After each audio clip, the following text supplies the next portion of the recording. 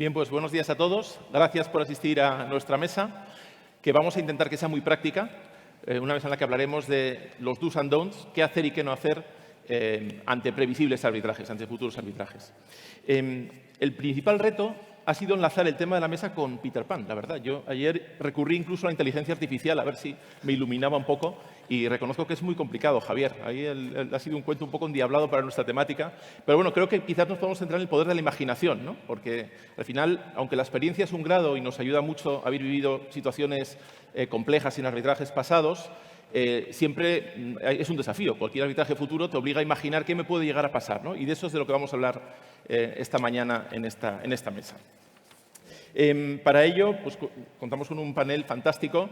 En primer lugar, Maribel Rodríguez, excompañera en Cuatro Casas y actualmente abogada en la asesoría corporativa de Acciona, responsable de arbitraje internacional y con una dilatadísima experiencia en arbitraje tanto comercial como de inversión. Gonzalo Estampa, socio director en Estampa Abogados y reputado y conocido árbitro por todos los presentes, no requiere una presentación. Y, por supuesto, mi querido socio Ignacio Madalena, compañero en White & Case y también con una dilatadísima experiencia en arbitraje de inversión, pero también comercial.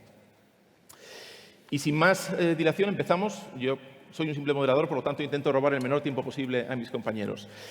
Vamos a empezar, si os parece, con las cuestiones estratégicas a tener en cuenta en la redacción de la cláusula arbitral, que al final es el primer test que pasamos y en el que recurren a nosotros los compañeros, sobre todo de los departamentos de mercantil, ¿no? De corporate.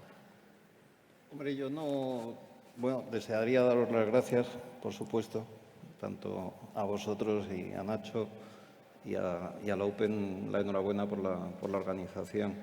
Yo de los criterios que ha dicho Maribel sí apuntaría uno que muchas veces se olvida, pero creo que es relevante, que es elegir sedes que entiendan o que tengan jueces que entiendan lo que es el arbitraje, que no todas pueden decirlo. Entonces, jueces de control que sepan dónde y cómo controlar y jueces de apoyo que sepan cuándo y cómo apoyar. Entonces, yo creo que eso es esencial, se le presta poca atención en principio, pero siempre he dicho que en un arbitraje, cuando tienes un problema, se te multiplica por 100. Entonces, hay que cuidar mucho ese aspecto, porque queramos o no, los jueces van a estar revoloteando alrededor del arbitraje con más o menos intensidad, con más o menos acierto. Entonces, sí es bueno encontrar sedes, y creo que es el secreto de las grandes sedes o de las sedes consagradas, sedes con tribunales que realmente entiendan lo que están manejando. Ignacio, ¿alguna cosa que...? Sí, quizá un breve apunte a lo que ha comentado Maribel acerca de la elección de la ley aplicable o no al convenio arbitral. Y definitivamente es recomendable incluir en el convenio arbitral cuál es la ley que va a aplicar a la validez de ese convenio arbitral, cómo se va a interpretar, sobre todo en aquellos casos en los que existe una disparidad entre la sede del arbitraje en la cláusula arbitral y la ley aplicable al fondo, la ley que va a aplicar al contrato.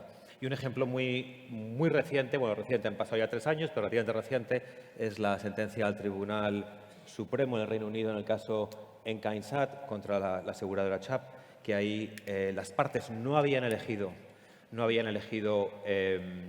una ley aplicable al convenio arbitral, sí habían elegido una ley aplicable al fondo, derecho inglés, y siguiendo el precedente del caso de Sudamérica contra NESA, el triple test que establecía Sudamérica contra NESA establece que como la conexión que tenía el contrato y el convenio arbitral con la ley inglesa, con la ley elegida para el fondo del asunto, debía aplicar también al convenio arbitral.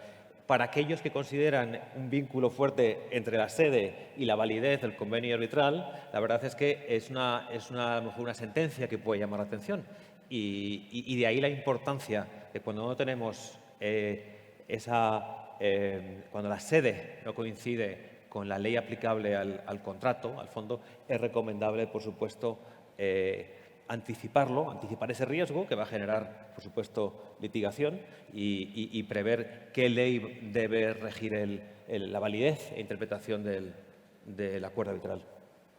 Pues muchas gracias a los tres. Vamos a cambiar radicalmente de tema. Vamos a esa especie de striptease que tiene lugar en el arbitraje con la exhibición de documentos, a veces masiva. Así que, Gonzalo, te voy a preguntar a ti, no porque tenga que ver con ningún striptease, sino porque, como eres un árbitro experimentado, ¿qué consejo darías tú a las personas que nos escuchan sobre cómo prepararse, cómo anticipar ese proceso de exhibición de documentos que tiene lugar en la mayor parte de los arbitrajes? Sí, primero, bueno, si están esperando ver un striptease, por favor, que se tapen los ojos porque puede ser horrible. O sea que no, eso no va a ser. Luego estabas hablando antes de fantasía, que no sabías cómo meter a Peter Pan en el arbitraje. Pues aquí lo vas a meter. Y después armarte de muchísima paciencia y tener mucho cuidado con lo que haces. Yo apenas sé de la materia, me pilla así un poco de refilón lo que es el Discovery, pero bueno, creo, alguien dijo por ahí que había 5 principios que conviene aplicar de disponibilidad, de causalidad y de saber cómo solicitar los documentos y qué documentos. Muchas veces es una cuestión estratégica de ahogar al contrario financieramente. Y sin que salga de aquí también es donde más dinero hacen los abogados, generalmente. Pero cuando eso se lleva al arbitraje, el Discovery como tal, que es el sistema más americano, se convierte en Disclosure, que es el sistema inglés, que es mucho más limitado, mucho más quirúrgico y centrado sobre todo en documentos. Es decir, no es el sistema de Peruvian Guano de 1854 y demás, 1884, perdón, que fue el inicio de todo el Discovery, sino que está muchísimo más limitado.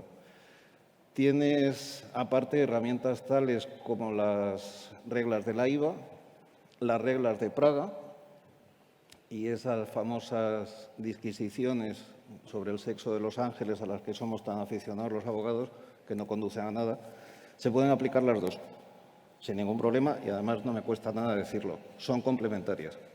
Lo que pasa es que las reglas de Praga lo que acogen es el sistema británico, porque hay un señor que se llamaba Lord Woolf, que era el jefe del presidente del Supremo, que dijo que el Discovery era un animal tan sumamente mastodóntico como inútil. Entonces fue el que estableció en el 96 la reforma de ese Discovery hacia lo que es actualmente la exhibición de documentos, que es el Disclosure. Eso tan bonito que se habla de transparencia, que generalmente se le exige al prójimo, pero no a ti, pues eso. Saber qué documentos se presentan, es decir, ser muy específico. Saber que son documentos que precisas para alegar o demostrar una alegación, no para hacer el caso. Y, por lo tanto, son documentos que tienes que justificar muy bien por qué se los pides al tribunal. Y después hay otro sistema, o mejor dicho, otra parte, que es la ejecución de ese tipo de solicitudes. Alan Redfern, que fue el creador del Redfern Shadow, que eso se lo dio además a un juez británico cuando analizó un caso, pero él, cuando le escuchas cómo crea el cuadrito se crea como fruto de la desesperación. Es decir, las partes estaban haciendo todo tipo de barbaridades, presentando un montón de documentos, sin ningún criterio, sin ninguna base, sin nada. Entonces llegó un momento en que les pidieron en 4 columnas, dígame qué dice o qué quiere, dígame por qué se opone, dígame si está de acuerdo y dónde puedo encontrarlo. Y después la decisión. Entonces, a lo que voy es que esos instrumentos, sobre todo el Redfern Shadow, que yo creo que es muy bueno, se ha abusado de él, porque en vez de utilizarlo para lo que es la exhibición o justificar esa exhibición documental y darle facilidades al tribunal para poder decidir de un vistazo, se ha convertido en un sistema para hacer alegaciones implícitas. Consecuencia, se va estrechando cada vez más la columnita del Word, con lo cual las personas que ya empezamos a tener presbicia, pues te acaba fastidiando bastante que tengas que leer una frase si llega y tener como 800 páginas. Entonces la gente se desquicia. Pero ya digo, hay que ser preciso, sé que es difícil, hay que escribir corto, que es muy difícil, y hay que saber bien qué se pide, con lo cual eso lo que te exige es una estrategia de principio. Es decir, no tener una estrategia gallinácea, y que nadie me acuse de ser racista ni nada así, sino gallinácea, que es una expresión de la Real Academia, es decir, una totalmente rasante, sino que tienes que tener una visión cenital. Entonces, llegado el momento, saber cómo estructurar y en qué momento estructurar y sobre qué tipo de materia o documentos estructurar esa petición. Desde la óptica, a lo mejor, del arbitraje de inversión y disputas con estados, yo creo que el problema se agrava especialmente porque estamos hablando de proyectos en los que no tenemos necesariamente, a lo mejor, solamente el inversor y el Estado. Tenemos por debajo una sociedad proyecto, tenemos unos bancos financiadores y un proyecto en el que, en general, que está generándose constantemente documentación y correspondencia que potencialmente va a estar expuesta a un proceso de exhibición de documentos. Por ejemplo, contratos de financiación. Las medidas del Estado provocan un event of default. Hay que comunicar a los bancos ese event of default, el impacto de las medidas en la sociedad proyecto. Eso potencialmente es documentación, correspondencia que puede estar potencialmente objeto de una solicitud de exhibición de documentos. Pensemos, por ejemplo, en las propias valoraciones internas que hace la compañía proyecto sobre determinados activos. ¿Qué impacto va a tener eso en la cuantificación de los daños si esa documentación está en el arbitraje? Lo cual, nada más que recalca la importancia de contar con abogados expertos en arbitraje de protección de inversiones mucho antes de que surja el arbitraje de protección de inversiones, cuando estamos al comienzo de la controversia con el Estado. Y ahí, desde ese momento, empezar a construir un paper trail que va a ir a nuestro favor en ese proceso de exhibición de documentos.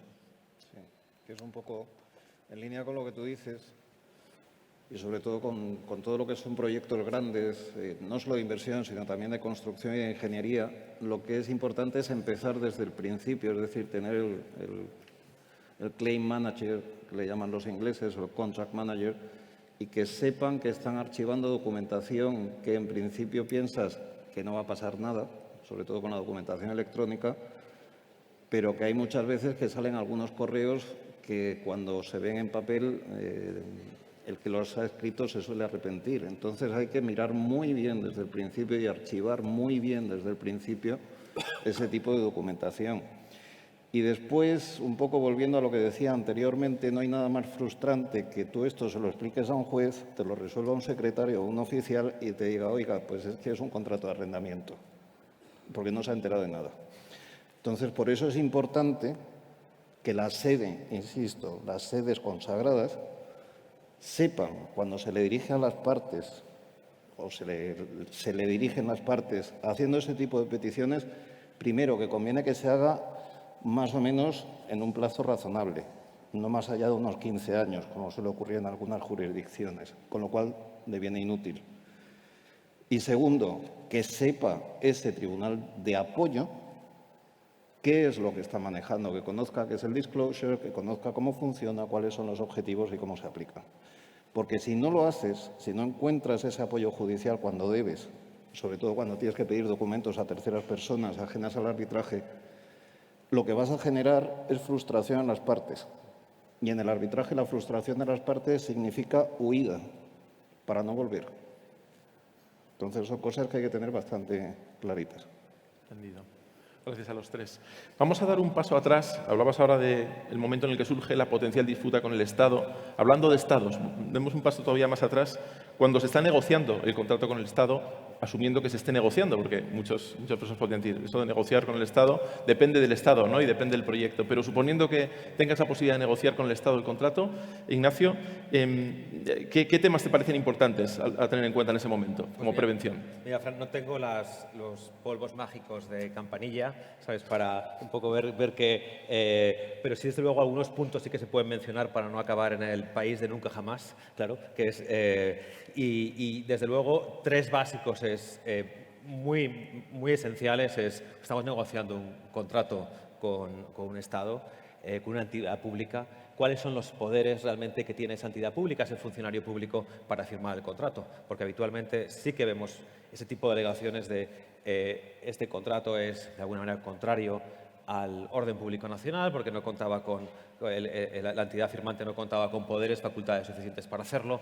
Es un contrato que es nulo o anulable. Será una cuestión que habrá que lidiar con ella posteriormente y que puede ser engorrosa. Más ahora que nunca estamos viendo lo que se llama el social license. Es decir, que realmente está cumpliendo este proyecto en el que nos embarcamos con el Estado, con toda una serie de batería de normativa en materia medioambiental, protección de derechos de los trabajadores, etcétera, etcétera, etcétera. Regulación sectorial que cobra especialmente relevancia cuando estamos hablando de contratos públicos y con recursos naturales y bienes que el Estado pueda considerar de forma estratégica. Los Estados están deseando retomar el control de esos recursos naturales años después y hay que anticipar eso en el momento de firmar el contrato. Por supuesto, ¿qué voy a decir en el Open de arbitraje? Que en un mundo maravilloso necesitamos una cláusula arbitral en ese contrato con el Estado. No siempre es posible, no siempre es posible. Piénsense en un contrato de concesión con jurisdicción exclusiva a los tribunales del Estado. Eso no va a impedir, por supuesto, en ningún caso ir al CIADI posteriormente a través de un tratado. Pero el problema aquí no es lo ideal tener un contrato de concesión con sometimiento a los tribunales locales. Lo ideal sería un arbitraje, si es posible un arbitraje CIADI, pero, como decía, es complicado ese punto, ¿no? Entonces, ¿qué se puede hacer? ¿Cuáles son esos polvitos mágicos de campanilla que permitan al Peter Pan ahí volar? Pues realmente lo importante ahí, y es algo quizá a lo mejor reservado para los inversores que tengan un peso suficiente o que el Estado tenga esa necesidad de atraer la inversión, va a ser un contrato de inversión. Un acuerdo directamente, no a nivel sociedad-proyecto, a nivel sponsors, entre los sponsors y la república que sea, el Estado que sea, para proteger la inversión y establecer una serie de normas de tratamiento, empezando por la ley aplicable. La ley aplicable puede ser derecho internacional, conjuntamente con derecho nacional, una cláusula arbitral. El CIADI tiene una cláusula modelo para estos contratos de inversión que nos lleva a los orígenes del CIADI. El CIADI realmente en sus orígenes no eran arbitrajes por tratado, eran arbitrajes por contrato y están cobrando ahora mucha importancia, especialmente en un momento en el que se está cuestionando el arbitraje por tratado. Los contratos de inversión están tomando una importancia muy, muy importante a la hora de estructurar negocios internacionales. Cláusulas de renuncia a la inmunidad soberana.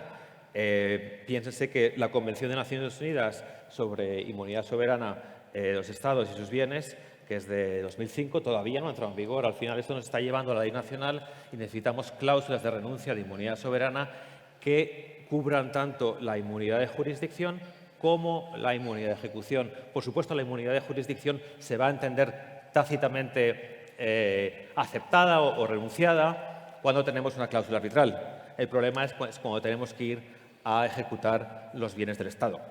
Entonces, tenemos que ver la ley aplicable al contrato, la ley del Estado, para ver si efectivamente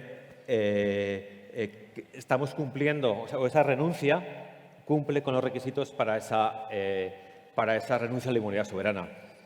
Se pueden incluir en ese tipo de contratos estándares de derecho internacional, protección frente a expropiación, trato justo y equitativo, cláusulas de estabilización del régimen o de congelamiento, que es raro ya verlas que cubran todo el marco jurídico que existía en el momento de realizar la inversión, pero que al menos cubran determinados puntos, como por ejemplo normas medioambientales o normas fiscales. Yo creo que con esto, Fran, te he dado una pincelada de cuáles serían esos puntos a lo mejor importantes a tratar en un contrato con un Estado. Para esa cláusula mágica, ¿no? Para esa cláusula mágica, efectivamente. Pues seguimos avanzando también, porque viendo el tiempo que nos queda, pero seguimos avanzando. Lleguemos ahora a la fase de ejecución del proyecto. Se está construyendo la planta del tipo que sea, la autopista.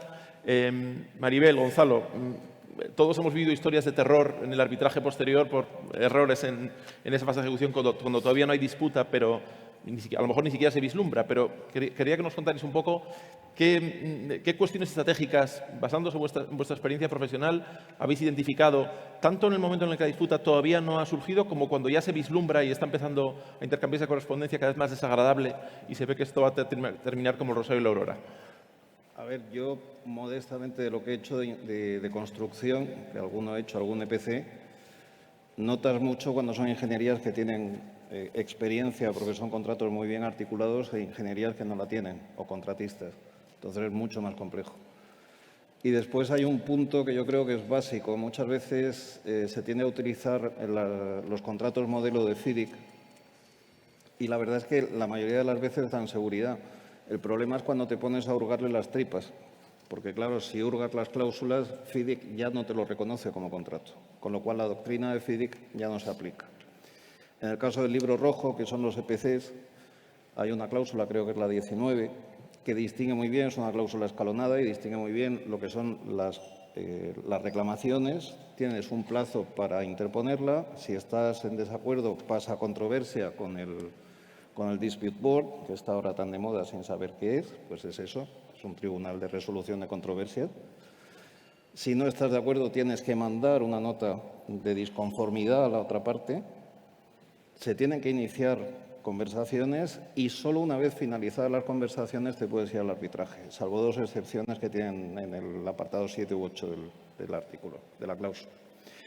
¿Con esto qué quiero decir? Pues que muchas veces siguiendo ese tipo de modelo de contratos te estás facilitando mucho la vida, tanto como contratista como dueño, porque si se plantean controversias o se resuelven durante la ejecución del contrato o llegan al arbitraje solo aquellas que son irresolubles. Ese narcisismo de las pequeñas diferencias que decía Freud, ¿no? Y en ese caso se resuelven cuestiones hiperconcretas. Pero claro, si esa cláusula no la aplicas bien, estás hablando ya no solo de cuestiones de arbitrabilidad de la controversia, es decir, de si es una controversia o no arbitrable, si tengo o no jurisdicción, sino de la otra parte que muchas veces se olvida, si es admisible o no esa controversia. Porque tú puedes interponer esa controversia, puedes iniciarla, pero si no has cumplido las cláusulas escalonadas, el árbitro, salvo que haya algún chispazo, te va a decir que efectivamente no es admisible porque no has cumplido el procedimiento. Crónicamente hay un asunto que es el Digicel, en donde el juez pone a los abogados exactamente a escurrir, ¿no? Después de haber gastado un montón de tiempo, de libras y de no servir para nada. Pero lo que nos olvidamos muchas veces es que cuando mandamos un correo electrónico, que yo siempre me he preguntado dónde acaba el que se pierde, cuando estableces con las herramientas de búsqueda este tipo de búsquedas, esos malditos correos aparecen y esos malditos documentos aparecen. Y eso tiene unas consecuencias, tanto para bien como para mal. Entonces, claro, hay que el contract manager, que es inglés en origen, el claim manager, que es también inglés, se dedican precisamente a ese tipo de cosas. Es decir, no ponga usted lo que nunca le escribiría a otra persona en su sano juicio, ¿no? Y entonces sí buscarlo y sí evitar esas situaciones que pueden ser muy delicadas y en un contrato de construcción aún más. Un último tema que me gustaría tratar, Ignacio. Volvemos al arbitraje de inversión, ¿no? Para hacer una de cal y otra de arena.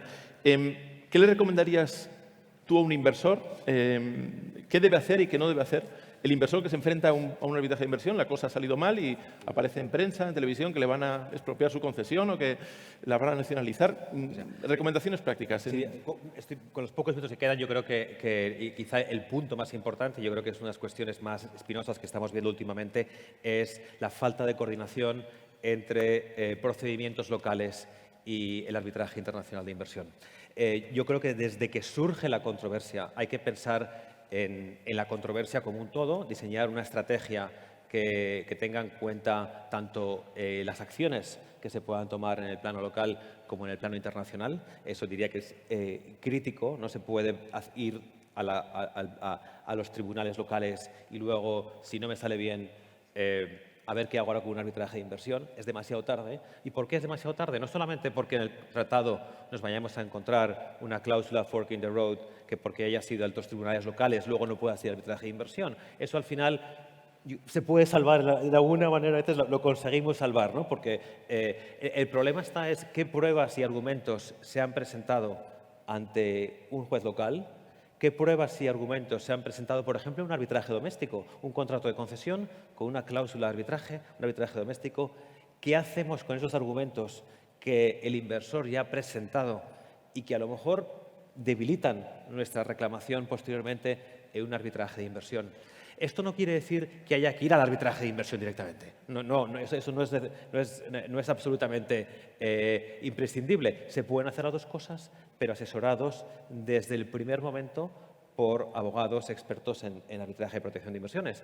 Y otra cuestión muy importante y en conexión con eso es cuándo debemos hacer un estimado de los daños, porque el estimado de los daños realizado muy al comienzo, los clientes normalmente se dan cuenta que los importes que pueden reclamar son muy distintos a los que pueden reclamar en el plano local. ¿Por qué? Porque los expertos utilizan factores distintos, metodologías distintas, y en un arbitraje de inversión no vamos a limitarnos a reclamar, por ejemplo, costes hundidos solamente. Va a ir mucho más allá que eso. Entonces, a los clientes les sorprende a veces la diferencia que hay al realizar esa estimación preliminar de daños, lo que se puede reclamar en un arbitraje de inversión y en un procedimiento puramente local. Entonces, diseñando esa estrategia desde los comienzos, es fácil, uno, manejar esos procedimientos locales, ver qué reclamas, qué pruebas presentas o no presentas y qué vas a hacer luego, posteriormente, en el arbitraje de inversión si es necesario. Por escucharnos y feliz resto de Open.